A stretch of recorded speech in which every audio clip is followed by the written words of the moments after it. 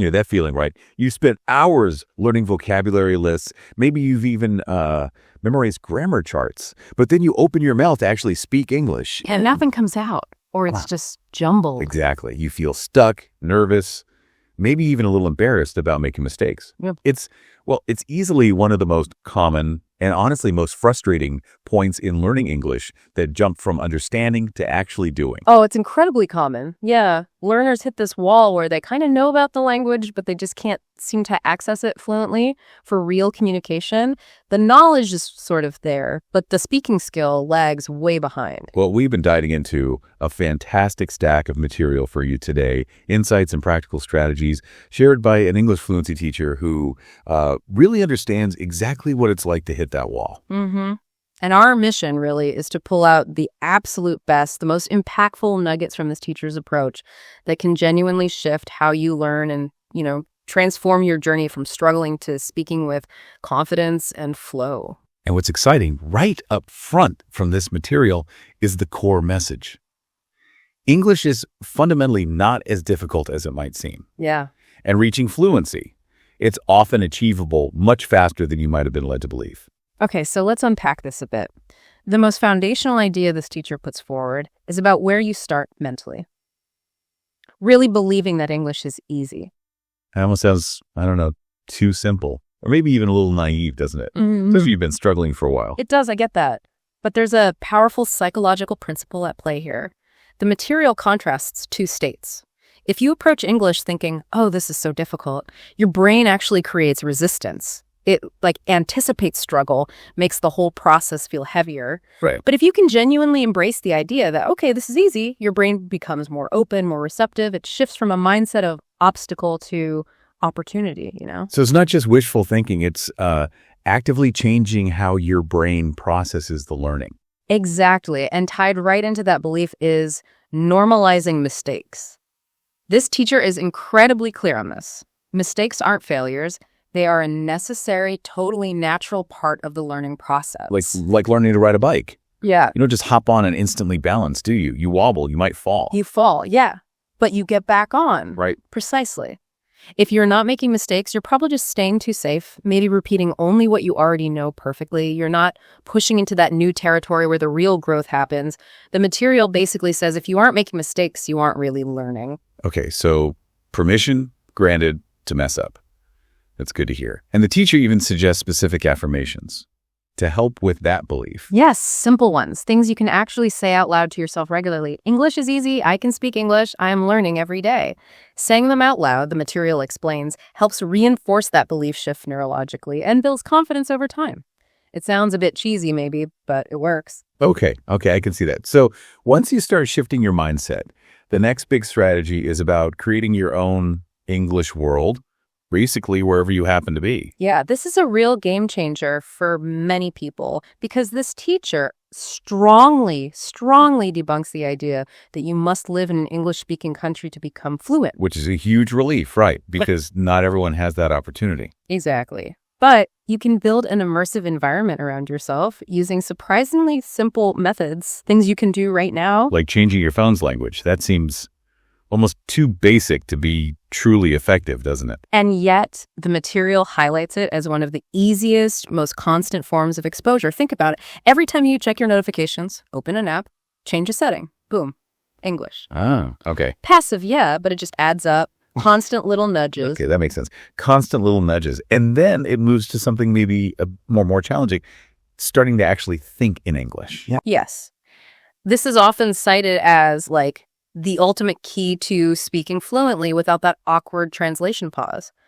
When you translate from your native language, your brain is doing double duty form the thought, translate it, then try to speak. It's just slow and clunky. Right. I feel that sometimes. Thinking directly in English bypasses all that. But how do you even begin to force your brain to do that? It sounds hard. Well, the teacher suggests starting incredibly small. Don't try to, formulate complex philosophical arguments in your head right away. Okay, good. Start with simple internal descriptions of what you're doing or seeing. I'm drinking water. This chair is red. The sky is blue today. Just narrate your immediate reality. As you practice this, the complexity will build naturally. You're basically training your brain's default language setting. That feels doable. Yeah. Achievable. And speaking of talking to yourself, there's the recommendation to literally talk to yourself out loud in English. Yes. Stand in front of a mirror, describe what you see, ask yourself questions, and then answer them. It feels weird at first, maybe. Definitely a bit weird. But it's incredibly effective practice without any fear of judgment, right? Yeah. You can also just run imaginary conversations in your head. How would you talk to a cashier? How would you respond if a friend asked you this? I love the idea of labeling things at home, too. That's so simple and visual. Yeah. Write the English name on a piece of paper, stick it on items around your house, the door, the fridge, the table. But the teacher adds a crucial step here. Don't just see the word. Say it out loud every single time you interact with that object. Point to the refrigerator and say, "This is a refrigerator. I keep food inside it." It really anchors the vocabulary in your daily actions in your actual environment. Okay, so mindset shift. Check. Building your English environment. Check. Now, let's tackle something that's a massive source of fear for so many learners, and that's grammar. Right. And this teacher is very direct about this. They call believing you need perfect grammar before you even start speaking a huge mistake. Wait, a huge mistake. But isn't grammar the foundation? Don't you kind of need the rules to build sentences correctly? Grammar is absolutely important, eventually. No question. But focusing on getting it perfect initially is what actually paralyzes so many learners. The fear of making a grammatical error stops them from speaking at all. Ah, I see. The teacher's point is, look at how children learn their first language. They don't sit down with grammar textbooks, do they? They listen, they repeat, they use simple structures, they make tons of mistakes. Yeah, definitely. And they gradually self-correct as they hear more and more language used correctly around them. Ah, okay, so prioritize communication first, and then polish the grammar later on. Exactly that. Start with those simple sentences we mentioned earlier. I hungry, she goes store. They aren't grammatically perfect, no, but they communicate the message. And the teacher stresses repetition here, using those simple functional sentences over and over until they become automatic. The correct grammar will start falling into place more naturally as you get more exposure and more practice speaking. That takes a lot of pressure off, actually. So embracing mistakes, starting simple, and just speaking daily. Yes, incorporate it into your natural routine. Narrate your day to yourself in English, like we talked about. Like, good morning, I am getting out of bed now, I think I'll go make some coffee. That kind of thing. Precisely. Or when you're cooking, okay, I am chopping onions. Wow, these onions are making my eyes water. Or even simple phrases if you're out at the market. Excuse me, where is the milk? Just keep the flow going. Right. The key is consistency and integrating it into your actual life, not setting aside specific English-speaking time that feels like a chore or homework. Okay. The teacher also shares a powerful technique for boosting pronunciation and confidence. Listen and repeat. Yeah, and this goes beyond just understanding the words. It's about active imitation. When you hear a sentence or a phrase you like, or maybe one that uses words you know but you want to sound more natural, pause whatever you're listening to and repeat it out loud, really trying to match the speaker's pronunciation, their rhythm, even their tone of voice. And this is where that counterintuitive advice about speaking speed comes in, isn't it? Right. So many learners think speaking quickly makes them sound more fluent. But the teacher's material points out that speaking too fast, especially before you're really comfortable, often just makes your pronunciation unclear. You end up being harder to understand. Yeah, that makes sense. So the advice is actually to focus on speaking slowly and clearly. That gives you time to actually form the sounds correctly, doesn't it? It really does. And a great tool for this, and just for self-assessment in general, is recording your own voice. Oh, that can be so cringeworthy, though, listening back to yourself. I hate doing that. It can be, I know. But honestly, it's incredibly effective. Record yourself saying some sentences, then listen back carefully and compare it to how a native speaker says the same thing. You'll start to hear things, maybe sounds you're mispronouncing or intonation patterns that are a bit off, things you just didn't notice while you were speaking. Right, you get some objective feedback. Exactly. It helps you pinpoint exactly where you need to focus your practice. Consistent listening, repeating, and that self-recording loop. It really builds both pronunciation accuracy and your confidence over time. Okay, so we've talked practice, pronunciation, embracing mistakes. But what about that big hurdle we mentioned earlier? Just plain fear. Yeah, fear is probably the single biggest obstacle for learners who want to speak but feel stuck. Fear of making mistakes, fear of not being understood, fear of just sounding silly. The teacher has a simple trick for that, don't they? Something about 3 seconds. Yes, the 3-second rule. When you have the impulse to speak in English, maybe to answer a question in class or offer a thought in a conversation, give yourself just 3 seconds. Don't hesitate longer than that. Just count 1, 2, 3 and open your mouth and go. Yeah. Don't give your brain time to overthink, to start translating in your head, to worry about every little grammar point or pronunciation detail. Just jump. That's simple, but actually really powerful. Yeah. It forces you to act before the fear can completely paralyze you.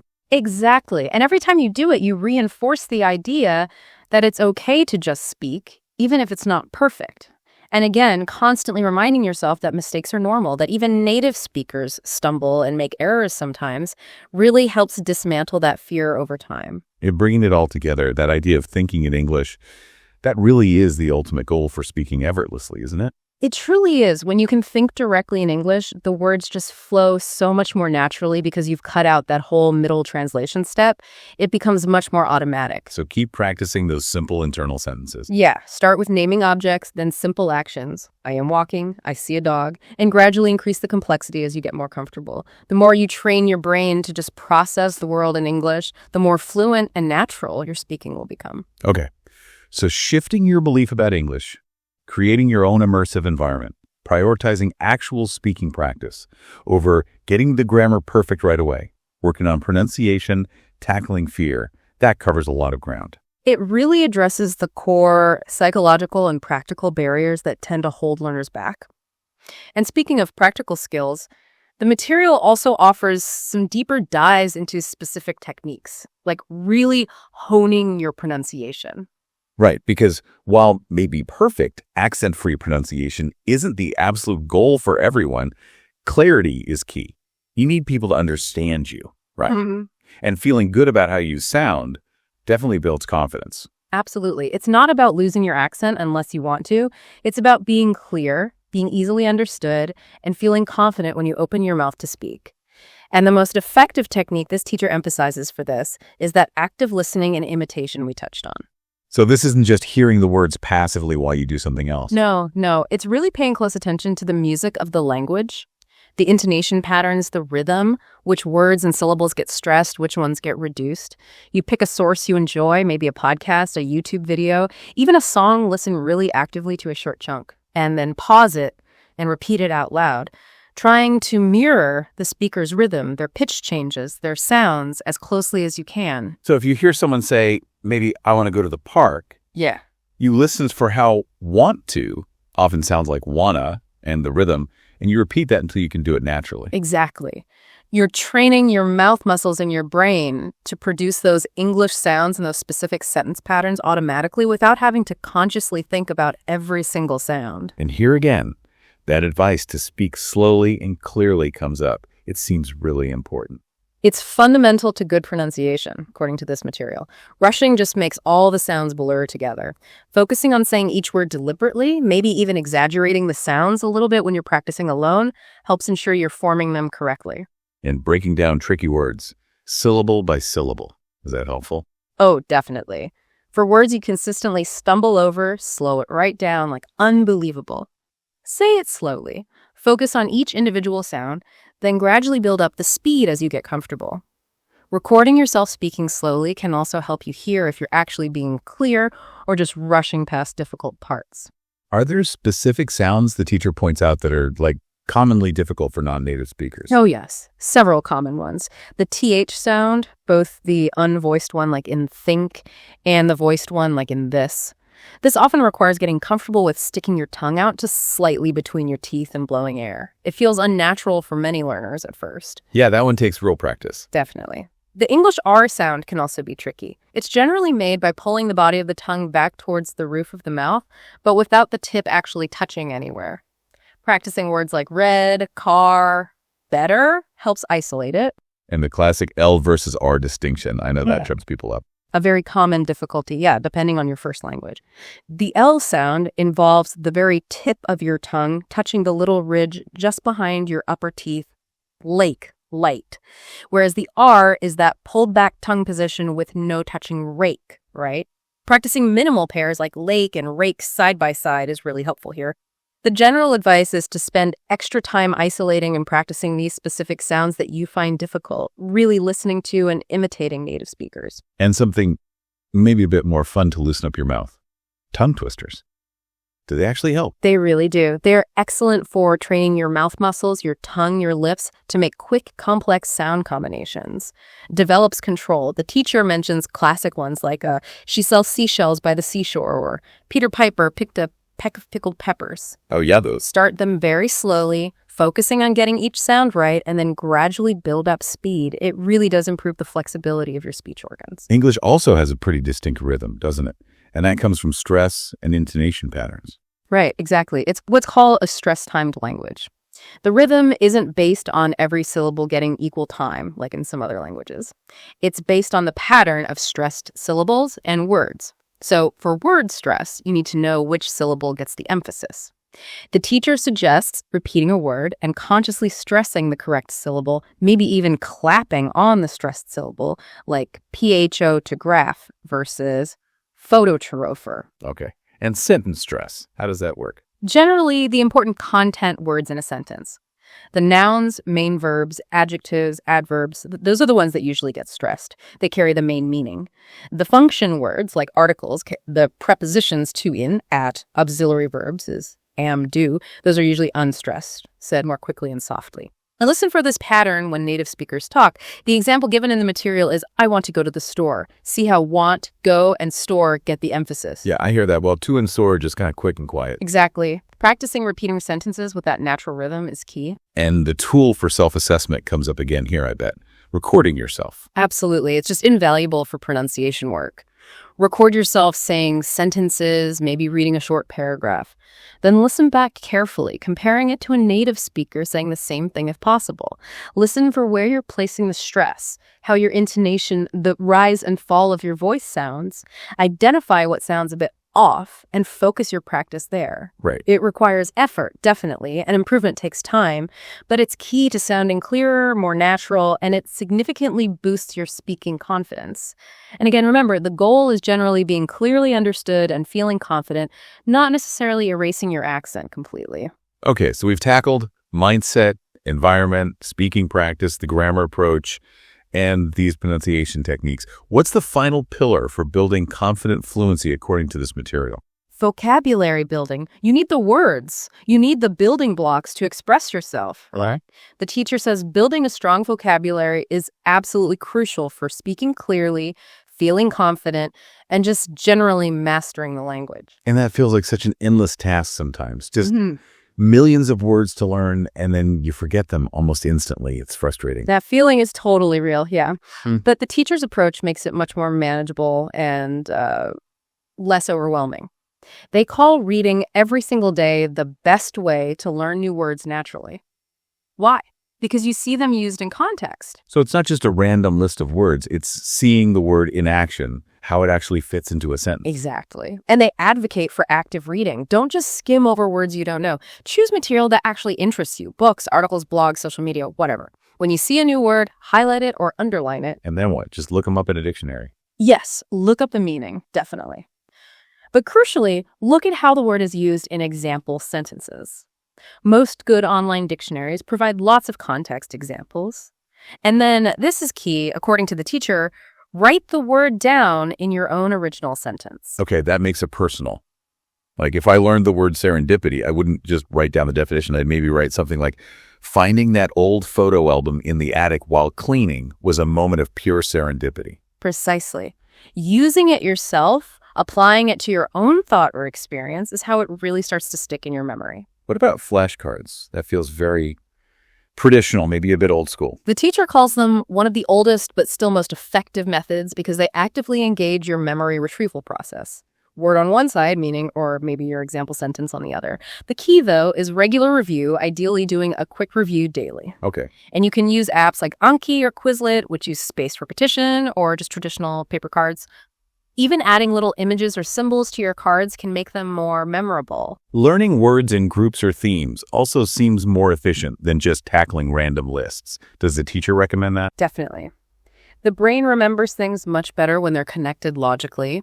So grouping words by meaning or context, like learning a set of words related to travel, flight, passport, luggage, book, or emotions, happy, sad, angry, excited, or maybe business, meeting, deadline, contract, presentation, helps you understand their usage better and makes them easier to recall when you need them. So you could pick a theme for the week.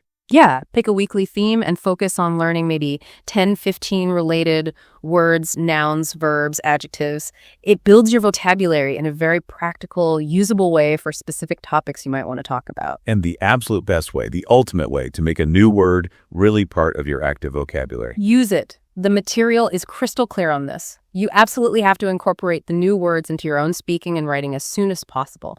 All the reading and flashcards are preparation for this step. So intentionally try to use one new word every day when you're talking to someone or even just talking to yourself. Yes, exactly. Or use them when you're doing that daily narration practice we talked about.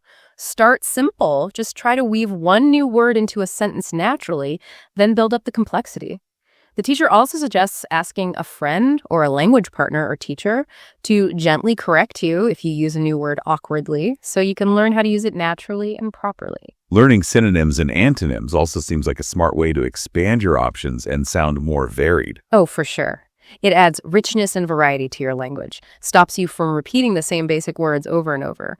The material gives examples like learning synonyms for happy, you could say joyful, content, delighted, cheerful, pleased, or for sad, unhappy, sorrowful, gloomy, disappointed, melancholic, and for big, huge, large, enormous, gigantic, massive. Yeah.